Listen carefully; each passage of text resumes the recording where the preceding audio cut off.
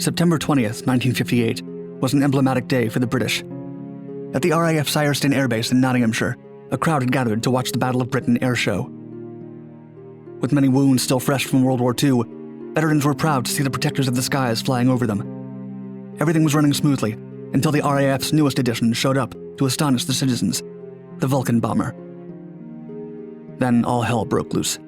First, little pieces of what looked like white confetti came out of the aircraft's wing. Next came flames, the sound of thunder, and smoke billowing over the airfield. A crash had happened in the middle of the show. On September 20th, 1958, the V-770, the first prototype of the Vulcan, had instructions to conduct a performance test for its newest addition, a pair of Conway engines. This prototype had swapped the standard Sapphires and Avons for Rolls-Royce Conway power plants. The crew consisted of 3 Rolls-Royce employees, Captain Sturt, second pilot Ford, flight engineer Hawkins, and the navigator Lieutenant Parrott, an RAF member. On the day of the accident, the VX-770 was flying from the Rolls-Royce airfield at Hucknall. If there was extra time after the flight test, the crew was instructed to fly past the Systerson Airbase for the Battle of Britain air show. No member of the crew knew that none of them would ever be able to commemorate another victory parade. At about 12:46, Captain Sturt called Hucknall for clearance to do a low pass on runway 9. After approval, he then turned for Systerson with an estimated arrival of 12:55. The captain was briefed for his pass over the air show by Mr. Hayworth, Rolls-Royce chief test pilot. He was instructed to perform 2 runs at the air show. The first pass would be at 200 feet, and the second at 300. Both would be done at 250 and 300 knots with 80% engine power. Captain Sturt would repeat one of the maneuvers he had done days before at the Farnborough Air Display on September 7th, 1958. At 12:55, the VX-770 approached the airfield from the west. According to the instructions, the aircraft began the first pass at 250 feet. The Vulcan was filmed by a spectator as it passed the control tower, getting ready to perform a roll. As the aircraft did so, a kink appeared in the starboard wing's leading edge, and it began to break up. After a quarter of a second, the wing was covered by a cloud of fuel vapor. Then the starboard wingtip completely broke off, followed by a general collapse of the main spar and the wing structure between the spars. Almost a second later, the entire vehicle got covered by smoke and a burst of flames. After a quick glance at the crowd, the film depicts the aircraft one last time with its nose pointing almost straight down. It continued losing altitude until it finally hit the ground at the far end of the runway. An ominous cloud of smoke grew as every second passed. The audience gathered for the air show went utterly silent. Only the sirens and alarms accompanied the suffocating air of the runway. Perished, alongside the 3 RAF servicemen from the rescue team. From the first indication of structural failure to the time of the crash, a mere 6 seconds passed. It was a fast and brutal tragedy that ruined the happy ambiance of the crowd. The wreckage trail extended over 1,400 yards. After a thorough inspection of the wreckage, it was confirmed that the primary cause of the accident was a structural failure of the starboard main plane. Amateur films from the crowd and photographers taken at the time of the accident corroborated the cause. It was also suggested by an accident investigator called in by Rolls-Royce that another cause was that the pilot, at the time of the aerobatic display, exceeded the prototype's briefed speed and turning rate limits. The truth will never be known. In April 1960, the Royal Aircraft Establishment carried out an analysis of the wreckage. It produced a report, but no copy has been found to this day.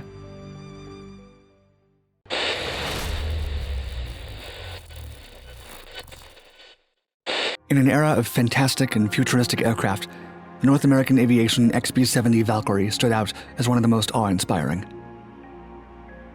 On June 8, 1966, this extraordinary aircraft led a photo shoot run with 4 other jets at the behest of General Electric.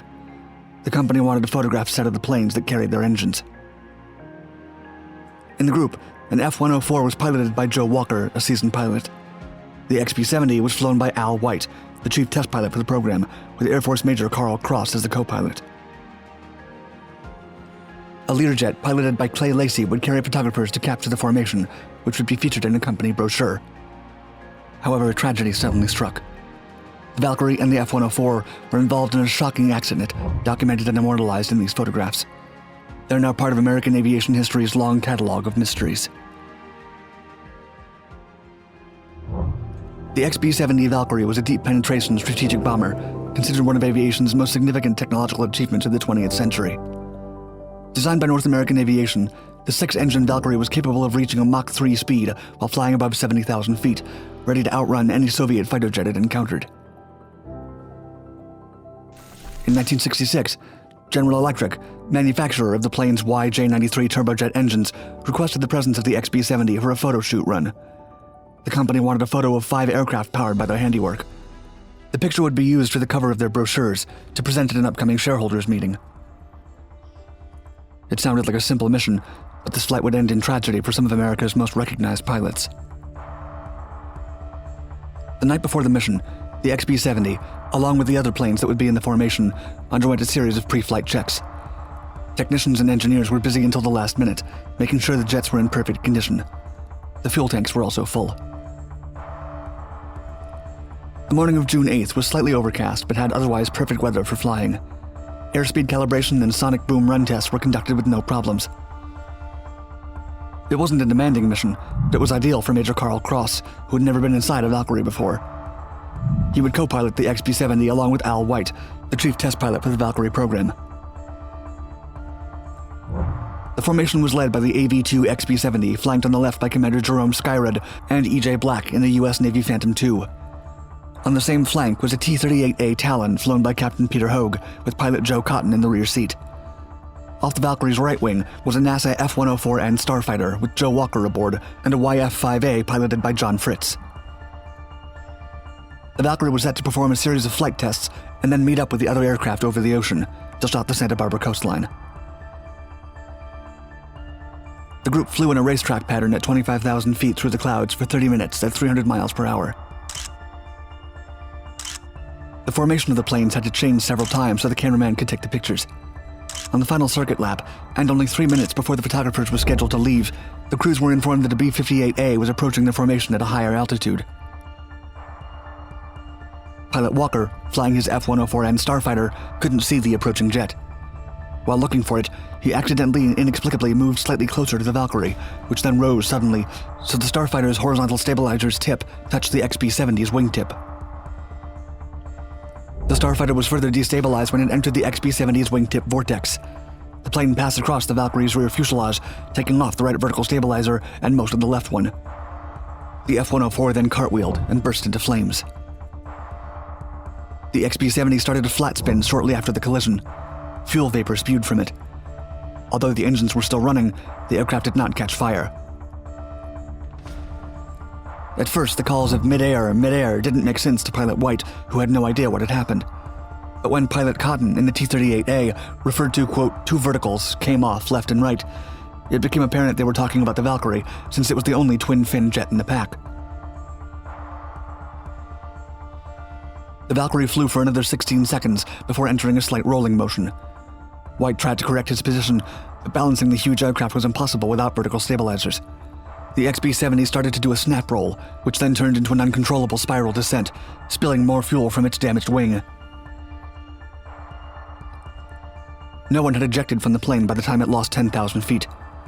Suddenly, Pilot Cotton shouted to the radio, quote, "There's a chute. I see one chute.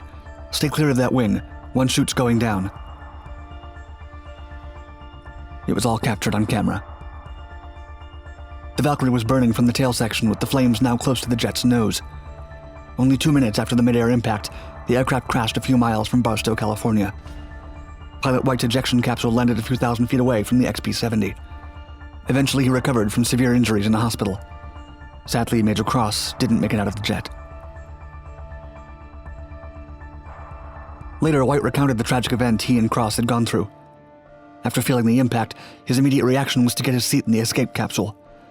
But when White tried to close the protective clamshell, a part of his arm was left out of the enclosure. If he ejected then, he would lose his arm. With the intercoms turned off, White and Cross had no way of communicating. Still, he could see Cross's helmet bobbing around as the plane spun out of control. There was no way he could help the co-pilot. After 80 seconds of effort, White managed to release his arm and ejected safely off the plane, with the capsule's doors partially open. His parachute was deployed immediately. He was safe, but Cross was not. White's capsule was severely damaged, but there was proof that he had pulled one of the ejection capsules. The official Air Force report of the tragic accident concluded that, given the position of both jets, the F-104 pilot wasn't able to see the Valkyrie's wing unless he looked back over his left shoulder in an uncomfortable position. The starfighter was estimated to be 70 feet to the side of the Valkyrie's fuselage and 10 feet below it.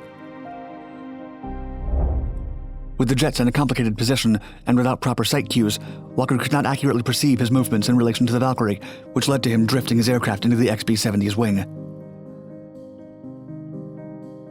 The investigation also pointed to the wake vortex from the right wingtip of the XB-70 as the cause for the F-104's sudden rollover. Whatever the accident's cause was, a fun and simple mission for General Electric quickly turned into the tragic loss of two beloved veteran pilots, all for a corporate brochure.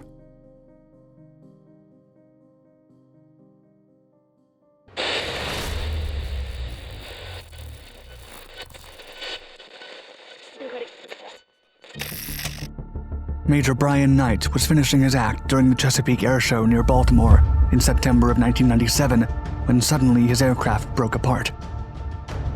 The skilled pilot quickly tried to point his F-117 Nighthawk fighter towards the water, but there was nothing he could do to change the trajectory of the plummeting machine. Footage taken that day shows that seconds before impacting the ground, Knight ejected as almost 12,000 spectators witnessed the fighter crash behind the treetops of the Bowley's Quarters residential area. Hundreds of elements from the police, fire departments, and military units then secured the area and evacuated the crowd and the surrounding houses. After the shocking incident, further investigations would show that the potentially fatal catastrophe was attributed to a simple paperwork mistake. On September 14th, 1997, Major Bryan Knight piloted an F-117 Nighthawk, number 81793, at the Chesapeake Air Show near Baltimore. The show had been going according to plan. First, Knight had done a straight and level pass at an altitude of 500 feet at 400 knots. He then performed another straight and level pass, but slowed down to 300 knots to allow the audience to admire the Nighthawk in action. And finally, for the third pass, Knight performed an arcing maneuver at 380 knots, giving the audience quite the spectacle. The pilot recalled in a later interview, quote, "It was a beautiful day to fly. I thought it was over and I'm on my way home." But something went suddenly wrong. With no warning, the aircraft began to shudder violently and veered sharply to the left. The resulting G-force pinned Knight's head down and forward. Knight recounted, quote, "The aircraft was rolling right. The nose was pitching around. My impression was the aircraft wasn't moving forward." The pilot could see land and water outside the cockpit and tried to figure out where the people were located, quote, "That was my concern. I realized there was a good chance the aircraft couldn't be flown out of this." He then wrestled with the aircraft, trying to work the stick and throttle, but the Nighthawk descended rapidly, and Knight struggled to turn to the water. Merely 5 seconds before the F-117 irremediably crashed into the ground, the Major was able to eject, quote, "That was probably the hardest decision I ever made in my life. I dreaded having to pull those handles. I realized I had to get out right now, or I may not survive." As he safely glided in the air, Knight witnessed his aircraft crash into a residential area and explode. Fortunately, as he described, quote, "I felt I was headed for the fireball.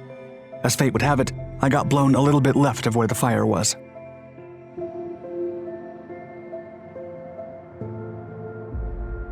The incident happened shortly past 3 p.m., and almost 12,000 people who had paid $10 to $12 to watch the annual air show became witnesses to the disaster. One of the attendees, John Wolfe, stated, quote, "My first impression was, hey, they're pulling something on us. That plane isn't really going to crash. Then it became apparent it was the real thing. I'd never expected anything like that at all, and here it's happening right in front of my eyes." Some witnesses recalled how the arrowhead-shaped fighter turned its nose upward, and then the aircraft started falling apart. According to reports, several pieces could be seen flying off the craft. Glenn Dowell, who lived 2 doors from the crash site, recalled, quote, "We were watching the stealth fighter go through its maneuvers. It did a dip and started to head straight up, and then the wing fell off." As footage of the incident shows, the left outboard elevon deflected multiple times. The oscillations then tore the left wing, breaking it off 2.5 feet inboard of the elevon.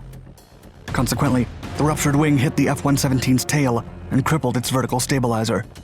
The fighter lost control and rolled 90 degrees left in less than a second, pitching sharply to an attack angle.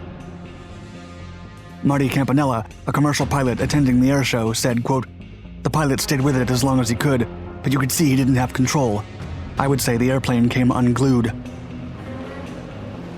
Soon after, the Nighthawk's main landing gear deployed, probably due to the high loads or the loss of hydraulic pressure.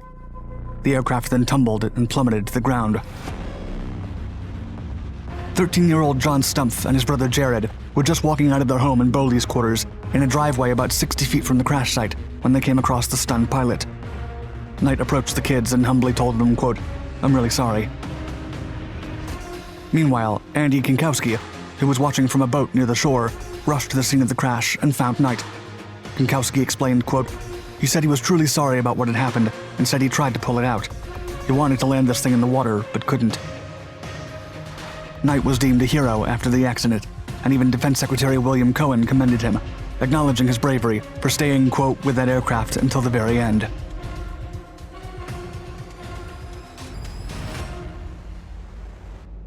The owners of the house hit by the fighter were not home at the time, and no one was severely hurt. It took the firefighters about 45 minutes to extinguish the flames of 2 houses, a car, a motor coach, and a shed. The fire was put under control at 4:46 p.m., and authorities declared the crash site a national defense area. An 8-foot-high tarpaulin was erected around the site, and the debris was secured in a containment zone. Around 150 firefighters, police, and military officials scoured the crash site that night. Then, at 8:45 p.m., 2 busloads of soldiers arrived to guard the area, and the place was lit and cordoned off. The residents of Bowley's quarters had to be evacuated, and those who lived in the 800 block of Chester Road were not allowed to return home, with the Red Cross providing shelter. Photographers from The Sun and the Associated Press were detained for an hour, and their footage was confiscated. One of them, Roberto Barea, stated, quote, "Had I chosen not to surrender my equipment, I would have been taken into custody." Later on, Captain Drew Sullins, spokesman for the Maryland National Guard, apologized for the seizure and assured them that the material and equipment would be returned soon. He also allowed photographers on the scene for a few minutes and under tight military supervision.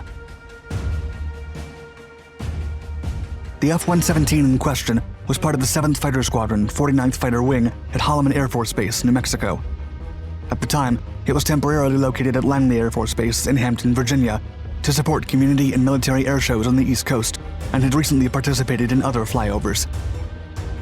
Pentagon officials would not confirm that the aircraft broke apart. However, they did not dispute the witnesses' accounts. A board of inquiry, including F-117 pilots and technical experts, was then assembled to investigate the matter. Fred Trudel, a volunteer for the Yankee Air Force Museum's Northeast Division in New Jersey, described the crash, quote, "The pilot did his standard flyby routine and was beginning to do this pullout. He began to pull out and got up to 1,200 feet and climbing when the rear right stabilizer broke from the airplane. The airplane pitched up. This snapped the nose off the airplane, where the avionics are located. Pieces kept falling off. We could see he was trying to point the airplane toward the water." He then concluded that, quote, "It was a structural failing of the airplane. It was nothing the pilot did wrong, and there was nothing unusual about the flight." 3 months later, Aviation Week reported that, quote, 4 missing fasteners caused the crash, and required inspection of those fasteners was missed 6 months earlier. Those maintenance records were incomplete, and inspection was not carried out due to constraints in contracts and budget. The missing fasteners helped attach the elevon to the wing structure, and their absence resulted in reduced stiffness, causing the flutter. On January 26, 1998, a letter was published in Aviation Week that read, quote, "The fastener's absence was due to a mistake made almost 2 years ago. The successes of the F-117A are in piloting and maintenance. Everyone in the program is making sure mistakes are not repeated." Glenn Dowell sure spoke for a lot of neighbors when he said, quote, "This is the end of air shows. They can have them somewhere else."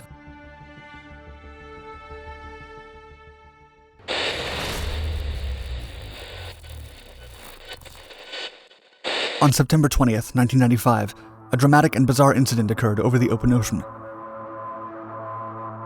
That day, Two U.S. Navy carriers, the USS Abraham Lincoln and the USS John Paul Jones, were on their way back to San Diego, California, after supporting American troops during Operation Southern Watch in Iraq.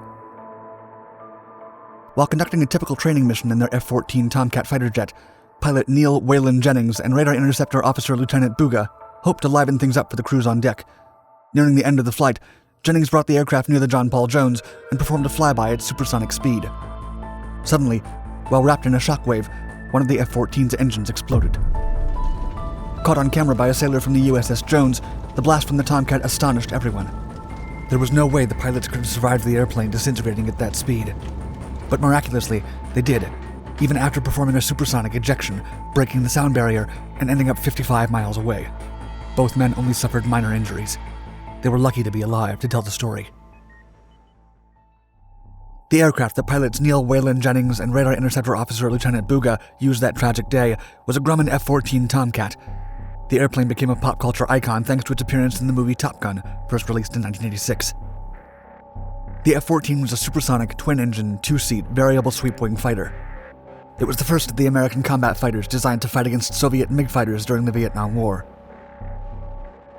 The Tomcat flew for the first time in December 1970, eventually replacing the McDonnell Douglas F-4 Phantom.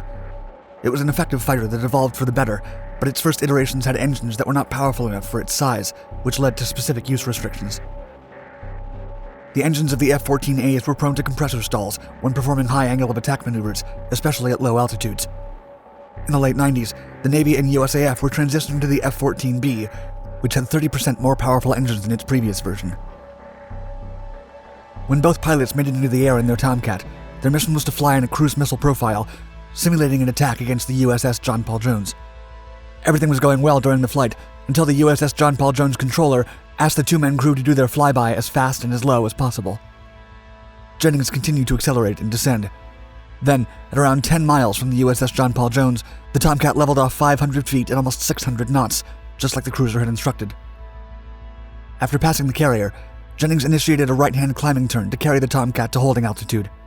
He pulled the stick and set it to 6 Gs for the climb. Then he heard a bang, and the F-14 rolled uncontrollably to the left. Despite Jennings' attempts to regain control, it was futile. They kept rolling to the left. In an interview with the Combat Aircraft Journal, Wayland Jennings said, quote, "My head banged hard off the right side of the canopy, and all of a sudden time stood still. In a span that was perhaps a few hundredths of a second, the comfortable air-conditioned cockpit of our Navy fighter became foreign and hostile." The next thing both pilots remember was the canopy coming off and Lieutenant Buga pulling the ejection handle. As the pilot escaped the cockpit, Jennings felt fearful of the wind blast, face trauma injury, and limb damage. His fear was justified, for supersonic ejections, especially at low altitudes, are deadly. Ejecting at a brute force of almost Mach 1 causes an instant death guarantee for a person. Limbs can be dislocated or shattered quickly, alongside other physical problems. Bearing only slight burns from the accident, both men landed on the ocean and were rescued immediately. When attended by medical personnel, Jennings cut his burned mustache and, with a grin on his face, looked in a mirror and noted that he had also lost most of his eyelashes and eyebrows. After interminable interrogations, Jennings was shown the recording of his crash. He was astonished at how quickly everything happened and how he and Buga could have survived it. He recalled in the interview with CAJ, quote, "The videotape showed our fighter cruising along at the speed of sound, with a vapor cloud intermittently covering the back half of our aircraft. Just after we passed the JPJ, our jet did a Space Shuttle Challenger imitation and exploded into a giant fireball. On the TV screen, the fireball was about 20 times the size of the aircraft." The board created to investigate the accident blamed a faulty component in the engine oil system, but with the remains of the aircraft buried in 17,000 feet of water, nobody will ever know what actually happened. Jennings' conclusion to his accident is quite honest and sentimental. He told the CAJ, quote, "Personally, I am at a loss to explain the event, but I am thankful that we made it back. I can't explain how he survived tumbling out of control at 600 knots in a fighter that broke apart, except to say that God was looking out for us that day."